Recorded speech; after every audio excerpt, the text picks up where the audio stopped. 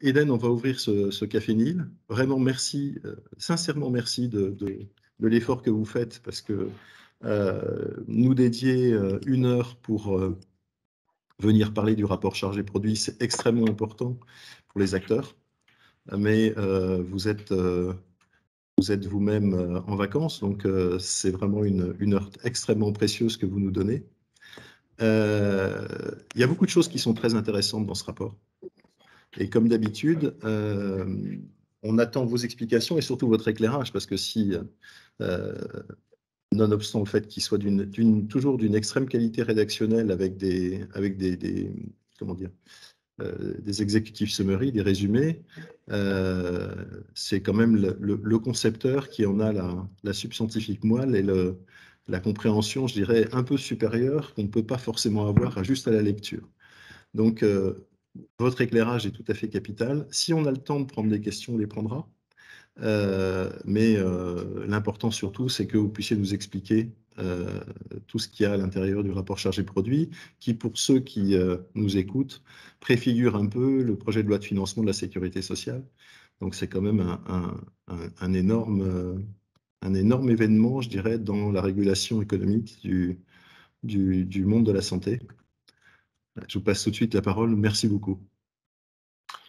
Merci Olivier, merci pour votre invitation. Merci à tout le monde d'être présent ce matin. Je m'excuse par avance si le son ou l'image ne sont pas excellents, mais voilà, a priori on a fait quelques essais et normalement ça devrait bien se passer. Donc voilà, je vais essayer de vous présenter donc cette édition millésimée 2023 du rapport chargé-produit. Vous savez que comme le rapport est produit en préparation de la loi de financement de la sécurité sociale, en tout cas c'est une obligation qui est faite à la Caisse nationale d'assurance maladie de produire ce rapport, eh bien on le millésime non pas de l'année où il est produit, mais de l'année qui vise la LFSS concernée. Donc cette édition, en fait, elle renferme un certain nombre de nouveautés, notamment sur la forme. Et d'ores et déjà, je peux vous inviter à aller voir sur le site Amélie. Vous avez non seulement le rapport classique, mais aussi une synthèse d'une vingtaine de pages qui a été faite de façon à pouvoir faciliter l'appropriation des principaux messages qui sont contenus dans le rapport et peut-être vous donner envie d'aller voir la version plus longue. Mais peut-être pour commencer mon propos, dire que évidemment ce rapport il intervient dans un contexte que nous connaissons tous, qui est le contexte finalement de la crise sanitaire, qui malgré le fait que la situation soit évidemment largement meilleure que ce qu'elle a pu être il y a ne serait-ce que l'année dernière ou il y a 2 ans sur le front de la Covid-19, on reste quand même toujours dans cet épisode sanitaire qui a profondément marqué et profondément et durablement impacté le système de santé français, la société française plus largement.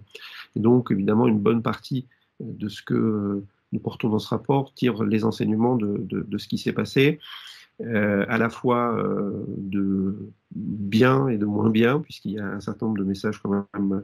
Tout n'est pas négatif dans ce qui s'est passé dans cette crise. Il y a beaucoup de choses à apprendre et ça fait partie des enseignements. Et en particulier, je dirais qu'il y a trois principaux enseignements qu'on va tirer. Le premier, c'est que la place, je vais peut-être dire quelque chose qui apparaît aujourd'hui comme une évidence aux yeux de tous, mais c'est la place de la santé publique et de la prévention. En tant que médecin de santé publique, ça ne peut que me réjouir, mais c'est vrai qu'on est rentré dans une situation où la place de ce concept et de ces actions devient aujourd'hui incontournable. Et dans le cadre du rapport, on a évidemment essayé de réfléchir à quel positionnement, même si l'assurance maladie était déjà largement investie sur ces sujets-là, l'idée était d'aller encore plus loin, et je vous l'illustrerai après sur évidemment comment est-ce qu'on a essayé de mettre ces sujets à l'honneur plus que d'habitude. Deuxièmement, on voit aussi, et on en est malheureusement, je dirais, en plein encore aujourd'hui avec notamment ce qui se passe dans l'organisation des urgences sanitaires, mais qui est le signe probablement de problématiques plus larges, c'est que l'organisation du système de santé, elle doit continuer à évoluer, mais elle doit évoluer de manière encore plus décisive, puisque on a bien vu à quel point notre système de santé avait été capable d'une grande réactivité, d'une grande résilience, mais en même temps, il a été soumis à des contraintes extrêmement fortes. Et on voit bien qu'il y a un certain nombre de choses qui ne peuvent pas continuer à être organisées ou à fonctionner telles qu'elles le sont aujourd'hui. Un certain nombre des éléments qu'on va porter dans le rapport ont été initiés. Évidemment, on ne découvre pas le sujet aujourd'hui, mais on voit bien à quel point l'urgence de ces évolutions est importante, et c'est d'autant plus intéressant que du côté de l'assurance maladie, on est je dirais à quelques semaines ou quelques mois de l'ouverture de négociations importantes avec les médecins, donc ça va être un temps évidemment assez fort de nos réflexions et de notre action. Et puis, quand même, ne pas oublier que nous sommes dans un contexte financier assez dégradé pour l'assurance maladie, puisqu'on avait l'année dernière un déficit de 26 milliards d'euros, qui était le plus grand déficit historiquement enregistré. Je crois dans le deuxième, pardon, après l'année 2020, je me trompe. Et puis on a cette année encore une situation qui risque d'être un petit peu dégradé, même si c'est moins que ce qu'on avait envisagé. On reste quand même dans des déficits historiquement importants du fait des effets de la crise, mais évidemment, plus que jamais, la question de la soutenabilité du système de santé se pose, et là aussi appelle peut-être des modes de régulation différents, et on a essayé à travers l'organisation et la structure du rapport de faire évoluer notre propos et nos actions dans ce sens. Notamment en ayant une approche ouvertement et volontairement beaucoup plus pluriannuelle que ce que nous avions pu avoir jusqu'à présent. Et je vais revenir par la suite dans ce qu'on entend derrière cette notion de pluriannualité dans nos réflexions et dans nos travaux. Donc voilà un petit peu le préambule et le contexte dans lequel nous nous plaçons. Et donc le rapport, il a évolué de manière assez importante dans sa forme et dans son propos, notamment parce qu'il s'ouvre désormais par ce qu'on a appelé un panorama de notre système de santé, qui a vocation à être renouvelé chaque année.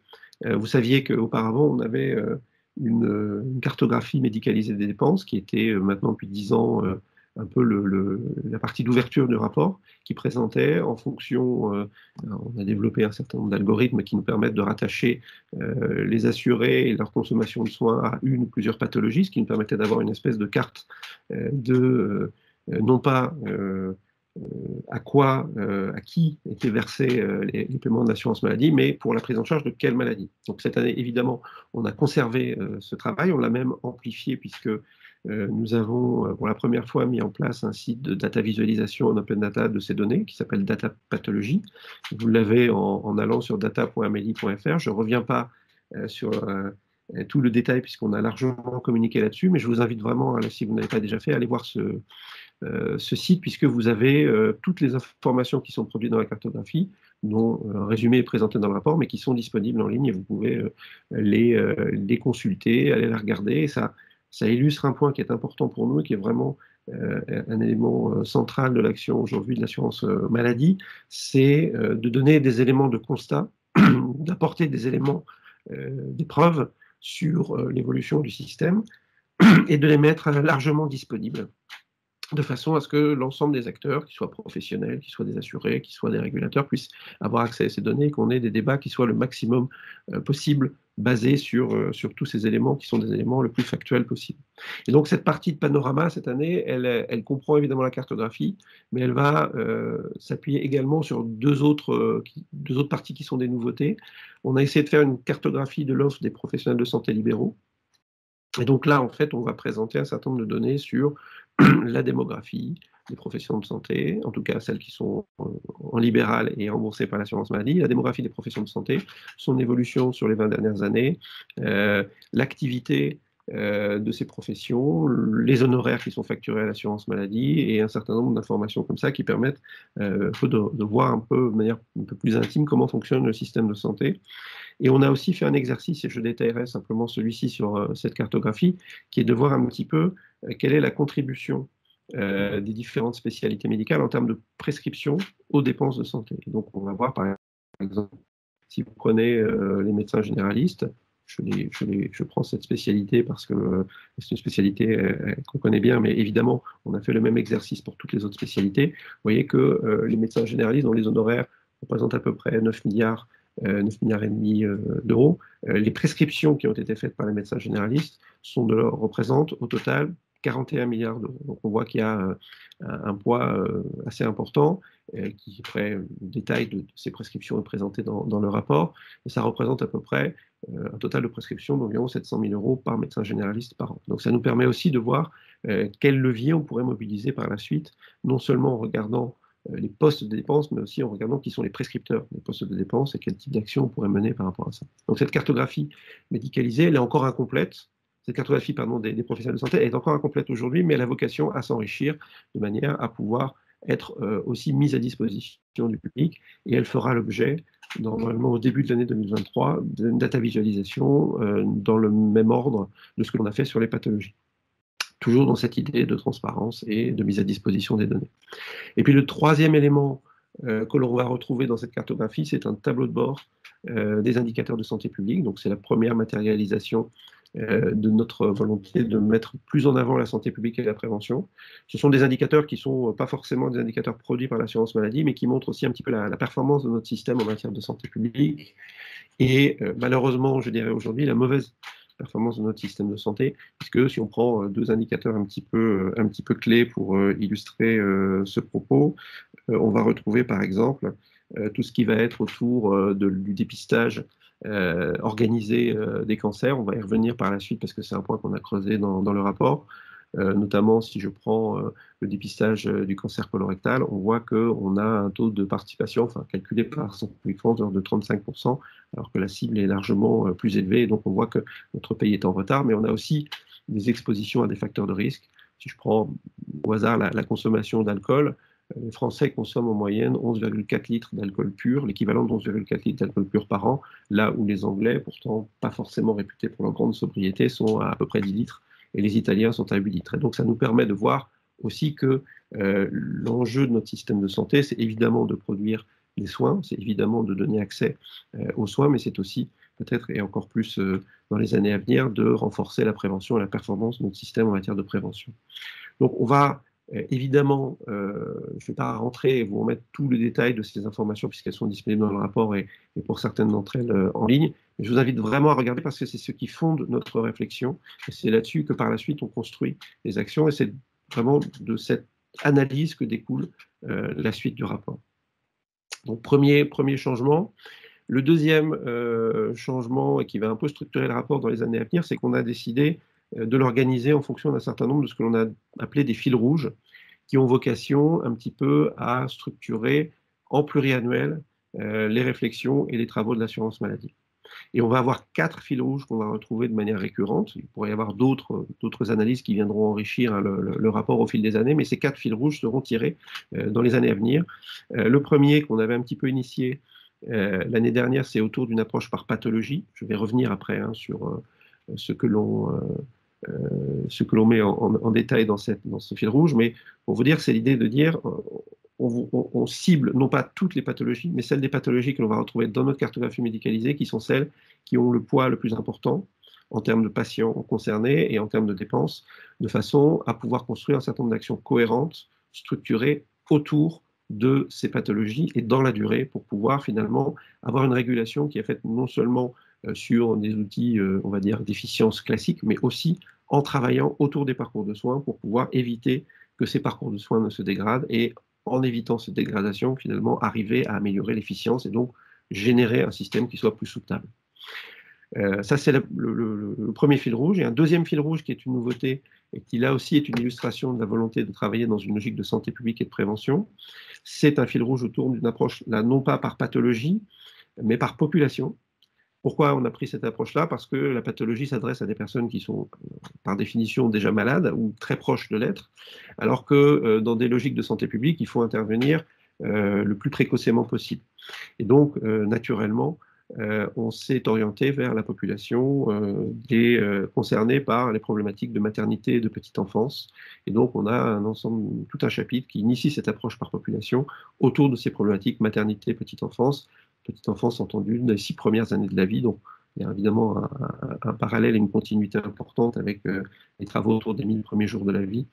Mais c'est un élément important de dire qu'on va travailler dans ces populations-là. Je reviendrai là aussi par la suite un petit peu plus en détail sur notre volonté, notre approche, de concentrer des efforts de l'assurance maladie, évidemment en partenariat avec les intervenants, notamment l'éducation nationale ou les PMI qui interviennent déjà dans cette population, mais de manière de le faire beaucoup plus importante, de façon à pouvoir, là aussi, construire dans la durée. Et par définition, quand on travaille sur cette population-là, on est sur des problématiques et des enjeux qui sont dans la durée pour pouvoir accompagner ces populations.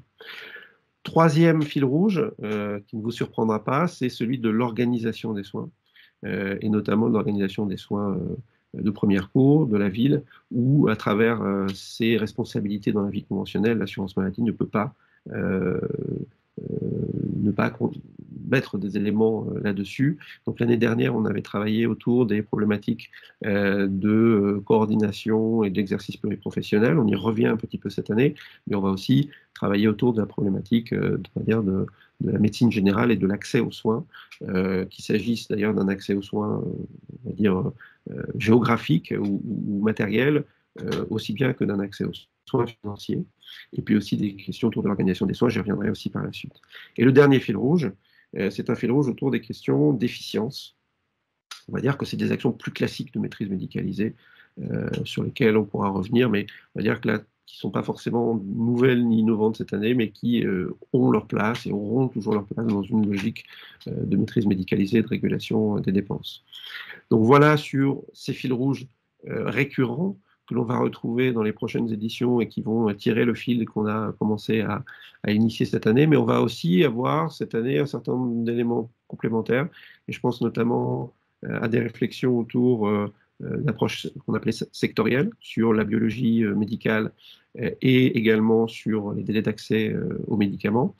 Et puis un autre fil rouge autour du numérique en santé et notamment de la possibilité de développer ou on va dire de mieux réguler ces outils ces outils nouveaux qui, comme tout outil nouveau, mais imposent des questions nouvelles aux régulateurs. On avait déjà commencé un petit peu à initier des réflexions là-dessus et là on va dire un cran plus loin par rapport à tout ça. Donc vous voyez, on a un rapport qui est évidemment très riche. Je vais essayer de vous faire un survol le moins roboratif possible et le plus clair.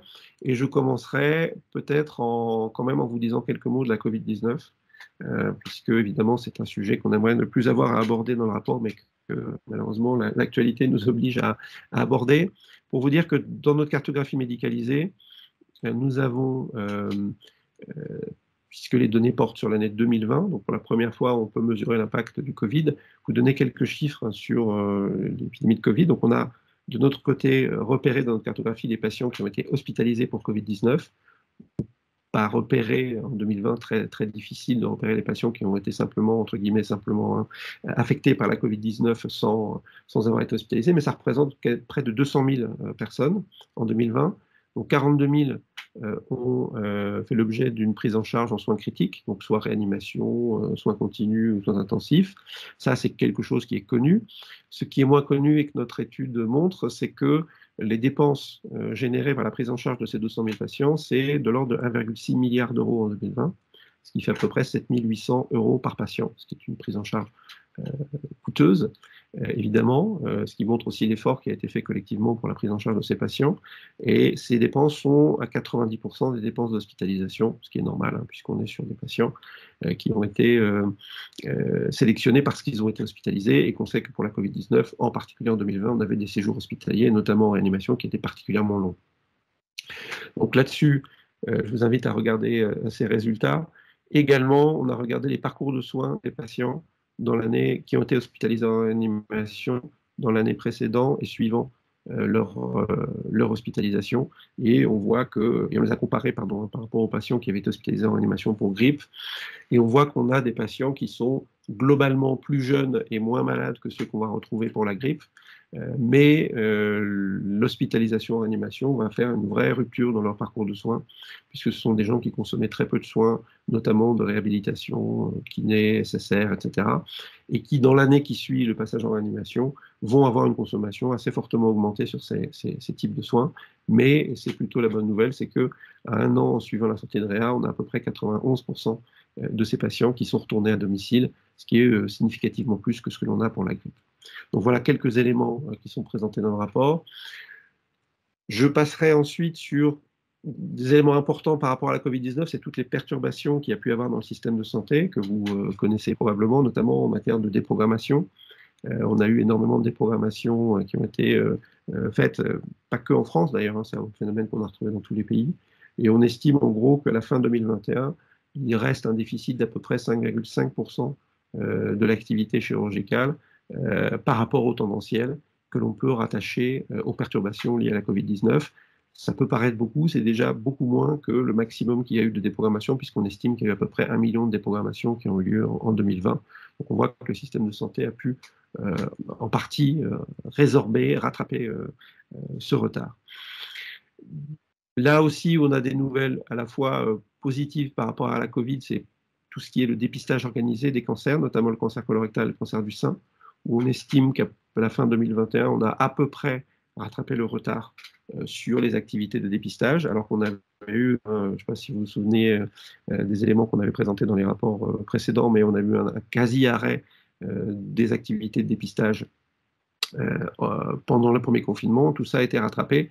La moins bonne nouvelle, c'est qu'on revient à des niveaux qui étaient ceux d'avant la crise et qui étaient déjà pas très beaux. Donc on a un vrai enjeu à relancer, non pas spécifiquement en lien avec la Covid-19, mais en lien avec tout simplement le niveau de base de notre système qui n'est pas très bon là-dessus, de relancer le dépistage des cancers, notamment colorectal et du sein, puisque notre pays est très en retard, et aussi un enjeu très fort à relancer la vaccination, en particulier la vaccination contre le virus HPV, puisque notre pays est très, très, très en retard sur cette vaccination.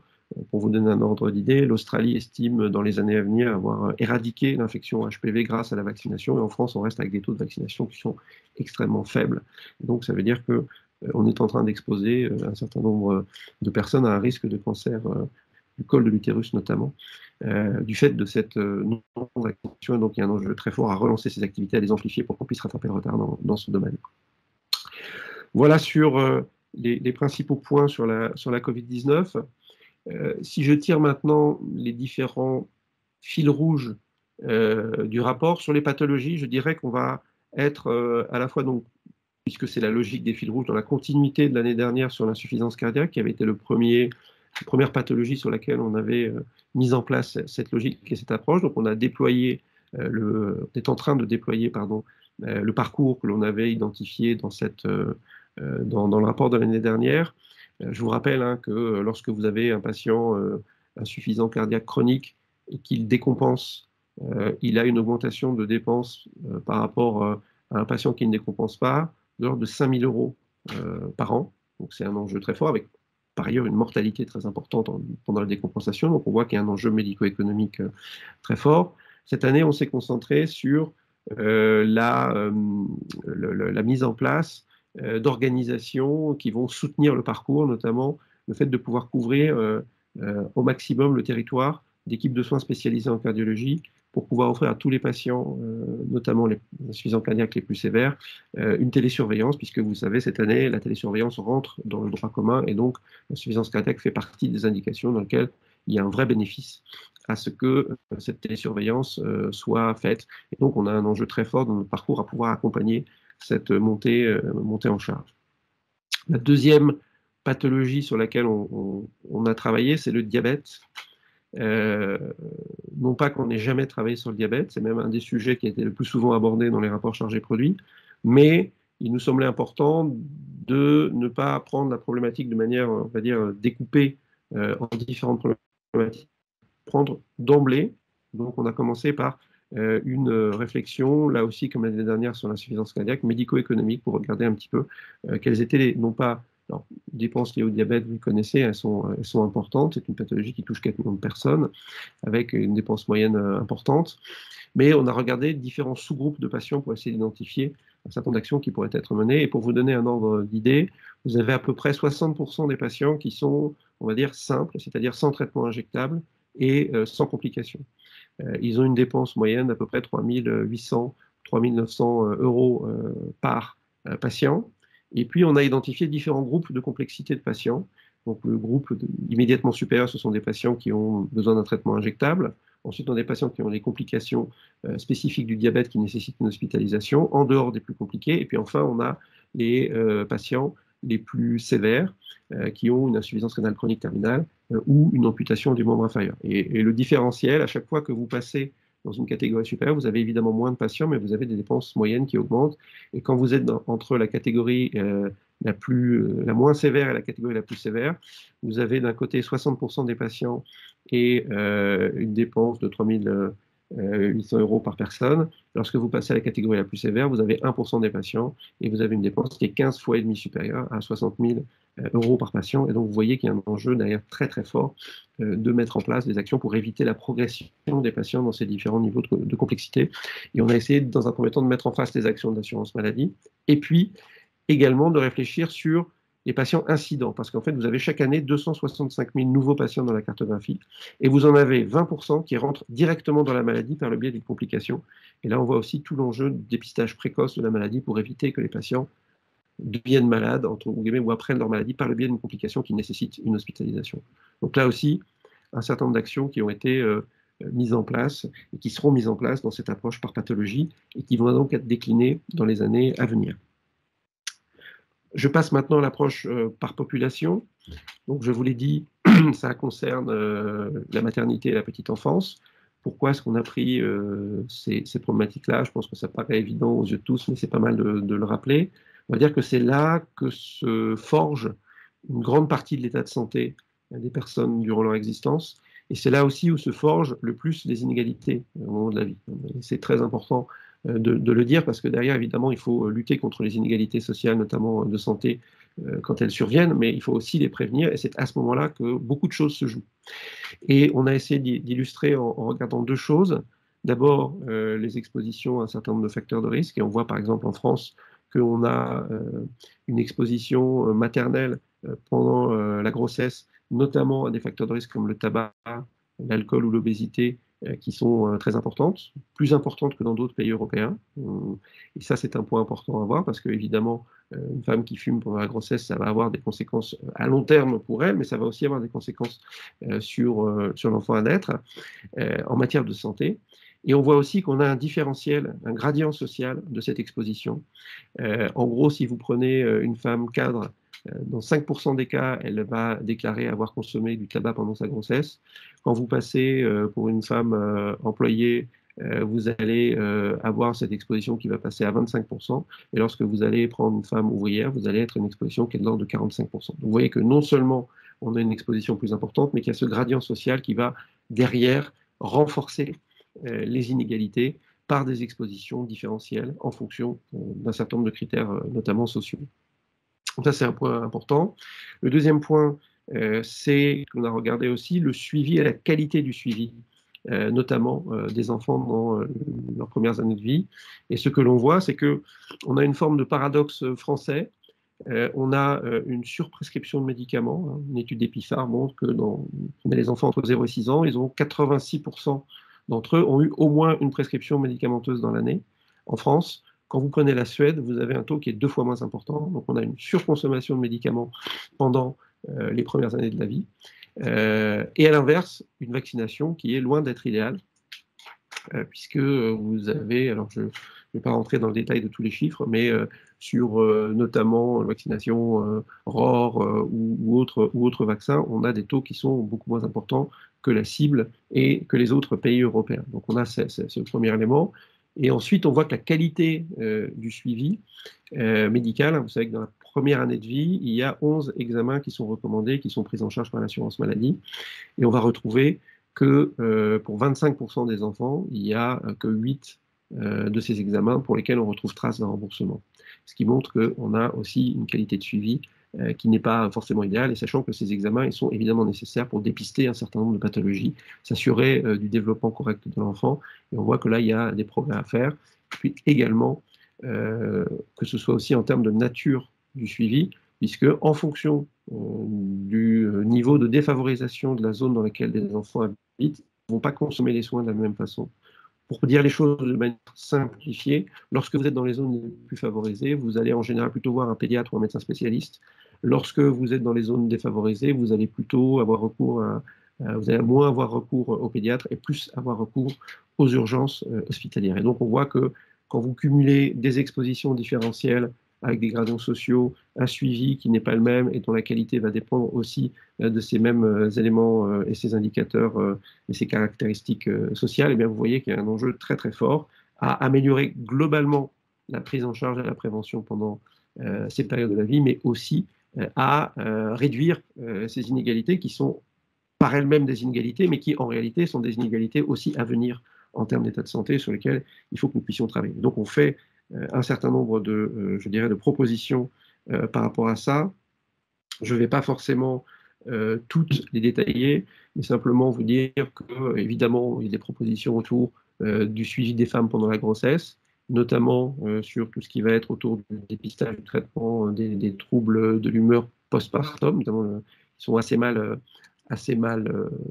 dépistés en France et prise en charge, et donc notamment en permettant aux sages-femmes de faire un adressage sur le dispositif MOPSI, c'est-à-dire d'adresser des femmes en postpartum vers des psychologues pris en charge de manière à pouvoir mieux prendre en charge précocement ces troubles. Également organiser un dépistage, c'est issu d'une expérimentation qui a été mise en place dans un département, le dépistage précoce des troubles visuels et des troubles du langage, qui sont générateurs par la suite de troubles d'apprentissage et qui vont creuser encore les inégalités.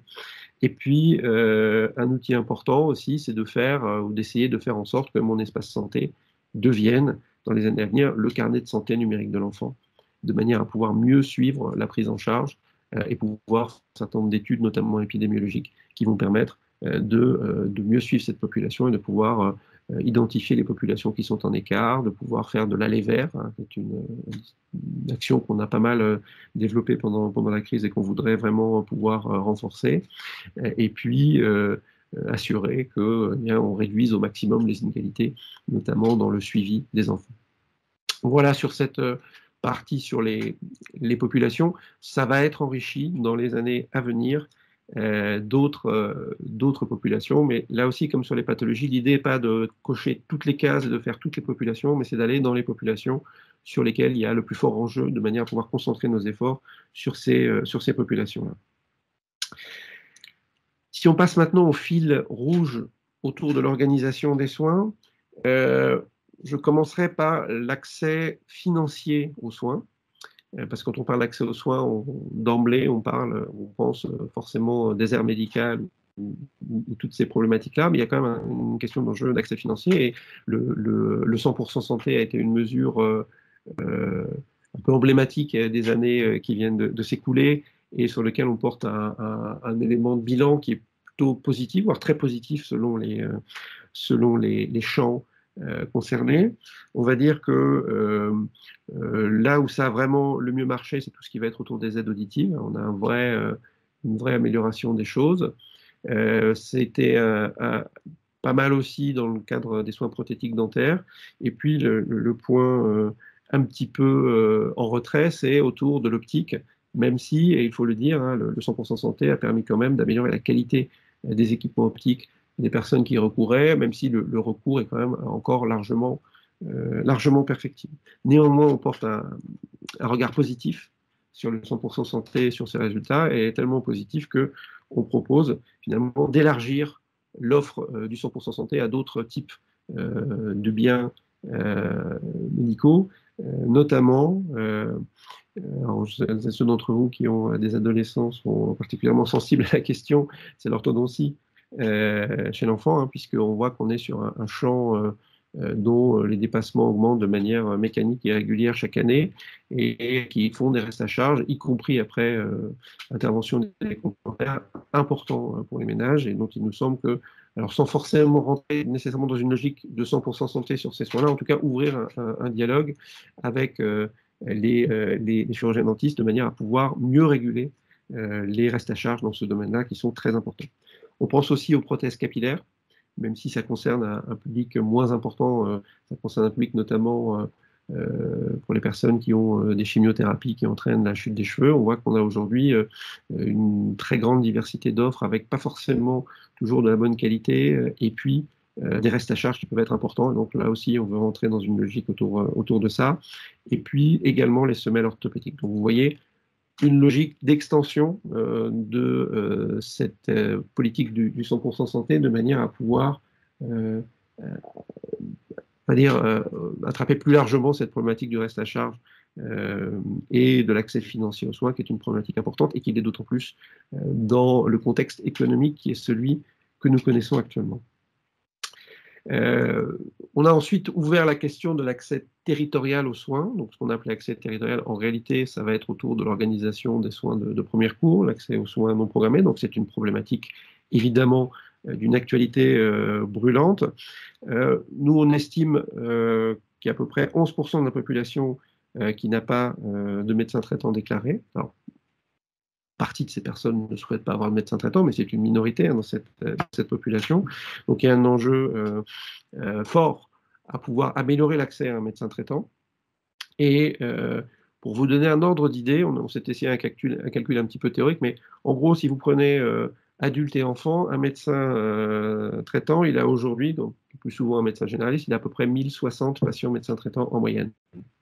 Si on voulait couvrir la totalité de la population française et en tenant compte des évolutions, notamment de la démographie médicale, du vieillissement de la population dans les 5 ans à venir, il faudrait que cette patientèle moyenne passe à 1200 patients par médecin généraliste, c'est-à-dire 160 patients de plus.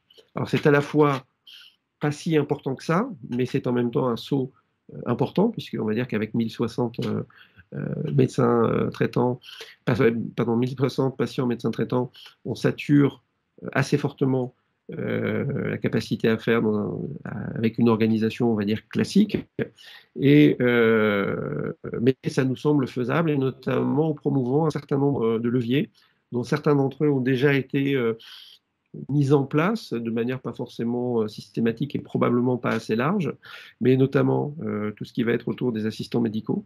Et on voit qu'avec les assistants médicaux, on a une augmentation assez importante pour les équipes qui se sont vraiment lancées dans la logique de l'assistant médical, une augmentation assez importante de la patientèle, de la file active, qui laisse à penser que si on pouvait amplifier et massifier le recours aux assistants médicaux, le fait d'avoir des assistants médicaux, mais on pourrait aller dans la direction de l'objectif d'avoir un médecin traitant pour l'ensemble de la population, mais également aussi des binômes médecins-infirmiers.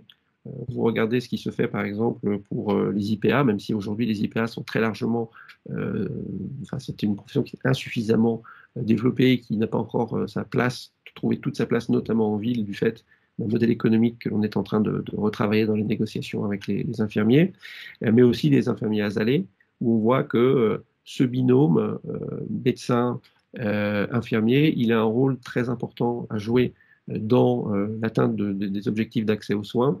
Donc, ça fait partie des sujets qu'on va voir porter sur la table des négociations conventionnelles de manière à pouvoir aussi massifier, intensifier, densifier le recours à ces organisations. Et donc, en complément évidemment de ça, on est dans des logiques de pouvoir développer un certain nombre de boîtes à outils à destination des équipes de soins primaires. Donc, j'ai parlé des assistants médicaux, des IPA. On va aussi essayer de faire tout ce qu'on peut pour alléger la charge administrative des médecins, qui est un sujet d'irritation récurrent. Déployer aussi, beaucoup plus que ça n'est le cas aujourd'hui, les protocoles de coopération. On pense que là, il y a aussi beaucoup de potentialités. Quand on regarde ce qui se fait à l'étranger, on pense qu'on a beaucoup de choses qui peuvent se faire en France. Et puis également, déployer une boîte à outils pour lutter contre les déserts médicaux. Alors je ne détaille pas forcément toutes les mesures parce que il y en a un certain nombre, mais voilà par exemple proposer un contrat unique et simplifié d'installation dans les zones sous-denses, organiser avec des consultations avancées la présence de médecins spécialistes en zones sous-denses. Donc il y a un certain nombre d'actions qui sont chacune d'entre elles pas forcément la grande révolution, mais qui, mise bout à bout, nous semble de nature à pouvoir un petit peu changer les choses.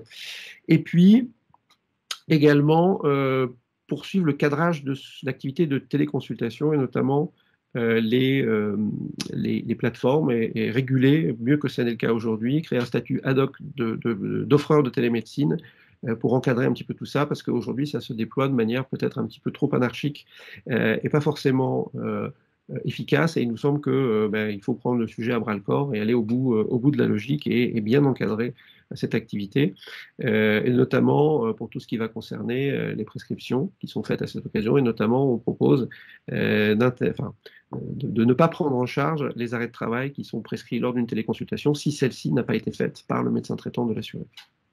Donc voilà un certain nombre d'actions, évidemment. Et puis, je rajouterais déployer aussi une boîte à outils pour tout ce qui est autour de l'accès aux soins non programmés, et notamment, vous savez évidemment que le rapport dit Braun entraîne un certain nombre d'actions qui vont être mises en place de manière quasi immédiate pour cet été. Et donc, on fera, avec évidemment le ministère de la Santé, un bilan de ces actions qui auront été menées pour voir celles qui pourront être intégrées dans la négociation conventionnelle, dans le droit commun, pour pouvoir faire évoluer les choses autour de l'accès aux soins non programmés, qui est un vrai enjeu, et qui est un vrai enjeu à la fois pour le système de santé, mais aussi pour les assurés. Ça représente une problématique qui les soucie de façon importante. Deux choses que je ne détaillerai pas trop, mais dont je vous invite à faire la lecture dans le rapport, c'est tout ce qui va être autour des dispositifs de paiement à la qualité. On propose de les faire évoluer, notamment la ROSP pour ce qui concerne la vie conventionnelle, en essayant de simplifier notamment les indicateurs de la ROSP, et également de pouvoir avoir des logiques un petit peu plus, on va dire, d'équipe ou collective, avec la possibilité d'avoir potentiellement des ROSP d'équipe en ville, pour les équipes qui évidemment le souhaitent et qui sont volontaires pour le faire, et puis également d'aligner les différents dispositifs d'incitation à la qualité entre la ville et l'hôpital, et les aligner évidemment sur les objectifs qui sont ceux notamment de santé publique, en particulier des parcours. On veut promouvoir un parcours sur l'insuffisance cardiaque. Il paraîtrait logique que les acteurs de ce parcours en ville et à l'hôpital, dans leur dispositif d'incitation à la qualité, puissent avoir des éléments qui les incitent à mettre en place ce parcours. C'est un peu la logique qu'on pousse là-dessus. Et puis un deuxième élément autour des dispositifs innovants de l'article 51, et notamment autour de tout ce qui va traiter des paiements à l'épisode de soins. Donc, paiement à l'épisode de soins, qui est la modalité qui est la plus fréquente dans les expérimentations de l'article 51. On ne va pas anticiper un parcours plutôt qu'un autre, mais plutôt travailler sur ce qui va faire que le parcours pourra rentrer dans le droit commun. Et aujourd'hui, pour payer à l'épisode de soins, il nous semble qu'il y a trois choses qui doivent pouvoir évoluer. On va lancer les travaux. Pour certains d'entre eux, on a déjà commencé la réflexion, en s'inspirant évidemment des solutions et des difficultés qu'on a rencontrées dans les dispositifs expérimentaux. D'une part, essayer d'avoir une espèce de nouvelle nomenclature autour de ces parcours, d'avoir des éléments descriptifs qui permettent de les tarifer. Aujourd'hui, on imagine mal qu'on puisse avoir 60 tarifs ou modalités de tarification différentes pour 60 parcours différents. Donc, il faut qu'on ait un peu une espèce entre guillemets, d'espéranto du parcours qui nous permettent derrière d'en faire quelque chose qu'on va pouvoir tarifer dans le droit commun. Deuxièmement, développer une fonction qui n'existe pas aujourd'hui dans le système de santé, qu'on a appelé une structure concentratrice, qui soit capable de facturer le parcours pour le compte des acteurs du parcours, et qui puisse, dans un certain nombre de cas, gérer la répartition de ce parcours. Aujourd'hui, ce rôle n'existe pas, et on voit dans les expérimentations de l'article 51 que c'est un rôle fondamental. Et donc, il faut le définir, en définir le cadre juridique, le cadre fiscal, etc., pour pouvoir permettre que ça se passe dans le droit commun. Et puis enfin, un point très important, évidemment, c'est de pouvoir avoir des systèmes d'information qui permettent de suivre les parcours, de les facturer et de pouvoir décrire le contenu de ces parcours, puisque derrière, s'ils ont vocation à se substituer à un certain nombre d'éléments du droit commun, il faut qu'on puisse quand même avoir des éléments descriptifs qui permettent de faire toutes les études que l'on fait aujourd'hui à partir du SNDS sans dégrader le SNDS. Voilà pour cette partie autour de l'organisation des soins. Donc, je suis désolé, j'ai survolé très rapidement, mais il y a beaucoup de choses dans le rapport, puis si vous avez des questions, on pourra en parler. Je finirai peut-être sur deux points. D'abord, autour de la biologie médicale, qui est un secteur qui a évidemment joué un rôle très important pendant la crise, notamment donnant l'accès aux tests Covid, mais qui est un secteur qui était, on va dire, avant même la crise, qui a subi des transformations très importantes, puisque vous avez une concentration capitalistique importante. Vous avez les 6 principaux groupes de biologie qui représentent aujourd'hui 60% du chiffre d'affaires du secteur, avec une rentabilité avant la crise qui était très importante, puisqu'on l'estime à travers l'excédent brut d'exploitation rapporté au chiffre d'affaires à 19% en 2019. Donc, vous voyez que c'est un secteur qui est assez profitable. Et cette concentration capitalistique s'est faite sans que ne se dégrade l'accès aux soins, puisque le nombre de points de collecte, on va dire, ou de prélèvement, est resté à peu près le même, de l'ordre de 4000 sur l'ensemble du territoire.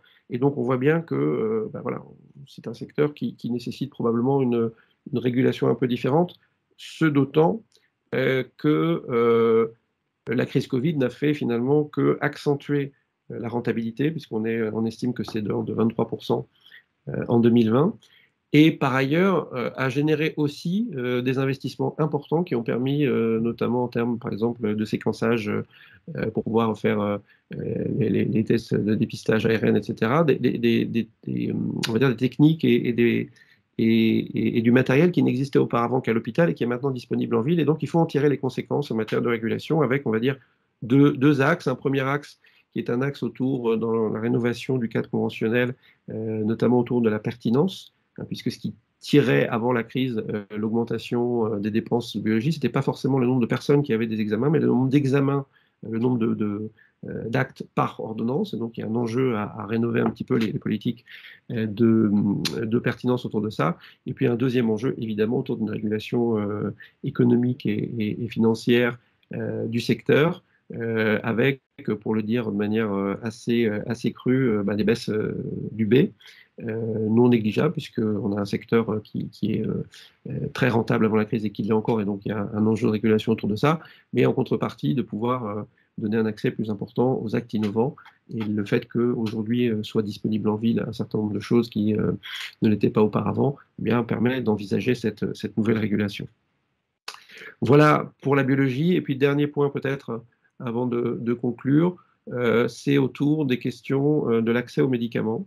Donc là, nous avons tout simplement essayé de produire un indicateur, puisque vous savez qu'il y a évidemment beaucoup de critiques sur le fait qu'on a en France un accès, notamment des études qui sont produites notamment par l'industrie, l'étude Wait, qui montre que la France est parmi les pays qui a des délais d'accès les plus importants. Et il nous semblait que ces études ne prenaient pas en compte notamment les délais, les dispositifs d'accès précoce ou l'ATU, qui jouent un rôle important dans l'accès à la population. L'enjeu, c'est pas de dire finalement est-ce que le médicament est remboursé ou pas, c'est la question est-ce que la population y a accès, et ces dispositifs comme l'ATU ont pour objet justement de faciliter cet accès. Donc, on a fait une étude en nous adressant aux régulateurs d'autres pays, donc l'Allemagne, l'Espagne et l'Italie, sur 12 molécules, et on voit que quand on prend en compte ces dispositifs d'accès précoce. Alors,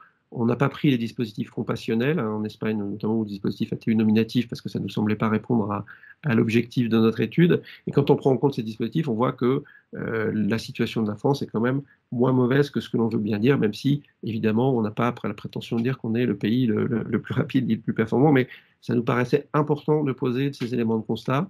Et puis, on formule la proposition de dire qu'il faudrait qu'on puisse produire de manière plus régulière et plus large au niveau européen ces indicateurs-là. Et donc, on a pris langue avec non seulement nos interlocuteurs avec qui on avait travaillé sur le sujet, mais d'autres, pour pouvoir vraiment faire ces travaux de manière plus régulière. Et ils sont tous d'accord et enthousiastes pour le faire. Donc, ce sera quelque chose qui va être initié et mis en place dans les années et dans les mois même à venir. Voilà, donc je laisse à votre lecture le fil rouge sur l'efficience des soins, simplement pour vous dire qu'on a une mesure, des mesures de régulation économique et financière qui ont des mesures de l'ordre d'à peu près d'impact d'1 milliard d'euros. Juste pour vous dire que pour une logique pluriannuelle, on a pour la première fois essayé de valoriser l'impact économique à long terme des actions de prévention. Et je pense que c'est important de le dire parce que la prévention, tout le monde dit que c'est très bien. Et si on est des tableaux d'économie annuels, eh bien forcément, on n'a pas la possibilité de mettre ça en évidence. Et donc, on a voulu le faire en disant, l'exemple d'un site qui s'appelle Tabac Info Service, dans lequel on fait de la prévention, on accompagne l'arrêt du tabac, et bien, on a essayé de chiffrer l'impact de Tabac Info Service à 15 ou 20 ans pour essayer de mettre en évidence le fait que, oui, la prévention, c'est important, et ça a aussi un impact économique, et c'est pas simplement quelque chose que l'on dit pour se faire plaisir ou pour les belles âmes, mais ça a aussi un élément de régulation qu'on veut mettre en évidence. Voilà, j'espère ne pas avoir été trop long, mais le rapport est très riche, donc voilà, si vous avez des questions, je suis à votre disposition. Vraiment, vraiment, merci Eden pour ce développé du rapport c'est toujours une présentation magistrale extraordinairement intéressante et passionnante. On a le temps encore, on va être obligé de clore ce Café Nil dans 5 minutes, donc à 9h25. On a le temps sur une ou deux questions. Il y a la question de Jean Bourris qui est apparue. Jean, si tu veux poser la question. Bonjour. Vous avez évoqué rapidement les différents fils rouges, les 4 fils rouges que vous portez, puis des fils rouges en réflexion comme le digital et les thérapies digitales notamment. Quelles mesures concrètes, quelles mesures tout court d'ailleurs, quelles mesures est-ce que vous envisagez pour accélérer le développement des DTX et leur prise en charge notamment? Beaucoup se bousculent aujourd'hui au portillon, il y a des vraies solutions qui arrivent, donc c'est un sujet très très intéressant pour le futur. Oui, et effectivement, je me rends compte que je n'ai pas développé pardonnez-moi. Oui, pour répondre rapidement, mais vous pourrez le voir dans le rapport, hein. Déjà, c'est de prendre en compte le fait que pour un certain nombre d'entre elles, elles ne rentrent pas dans les cases existantes et que probablement il faut créer une nouvelle case, hein, qu'on a proposé d'appeler thérapie digitale, mais c'est une proposition qui sera évidemment à discuter avec l'ensemble des acteurs, de façon à pouvoir aider aussi les patients à faire le tri dans toute cette offre qui est foisonnante et sur laquelle ça peut être difficile de s'y retrouver. Notamment, par exemple, on va commencer avec le diabète, avec le référencement dans le store Mon Espace Santé de ces applicatifs.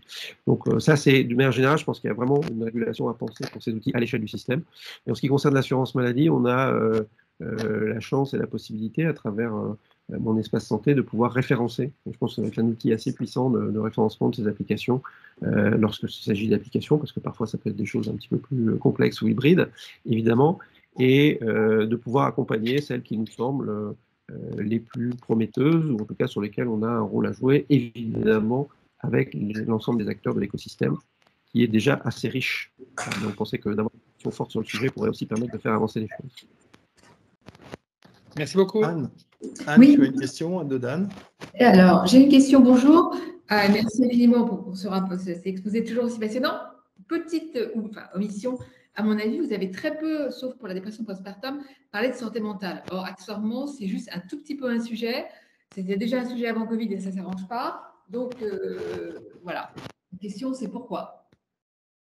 Alors, je ne l'ai pas développé dans mon propos. Alors, c'est une pathologie sur laquelle on a consacré l'année dernière pas mal de choses, avec des propositions, notamment, par exemple, la prise en charge en droit commun de tout ce qui va être autour des psychologues et plus largement des thérapies non médicamenteuses autour de la santé mentale.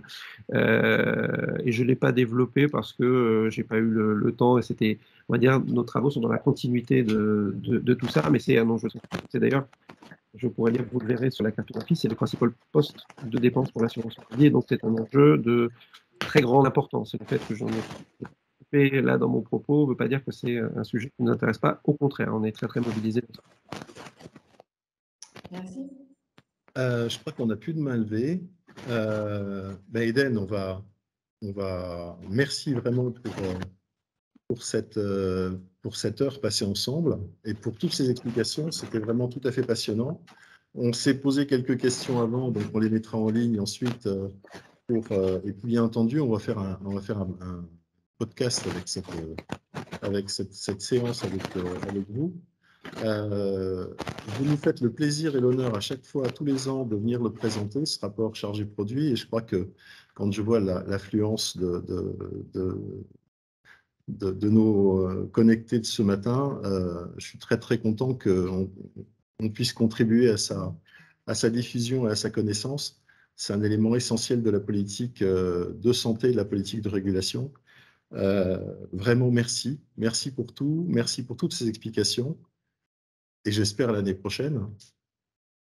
Merci, avec plaisir. Olivier, si je peux me permettre une dernière question. Une toute dernière, parce qu'il faut vraiment qu'on ferme à 25. Oui, vous avez évoqué, merci beaucoup pour votre intervention passionnante, vous avez évoqué la potentielle baisse de la lettre B, dont je comprends qu'elle est stable depuis des années. Quelles sont les recommandations ou vos ambitions sur le sujet? Alors, vous regarderez le tableau d'économie, on envisage des baisses de tarifs de l'ordre de 180 millions d'euros sur la biologie pour l'année prochaine. Je n'ai pas l'équivalent. Voilà, vous savez, merci pour cette dernière précision. Vraiment, on est tous un peu pris par le temps. C'était passionnant. Eden, à très bientôt et merci encore. Merci. Au revoir à tous. Au revoir. Merci, au revoir.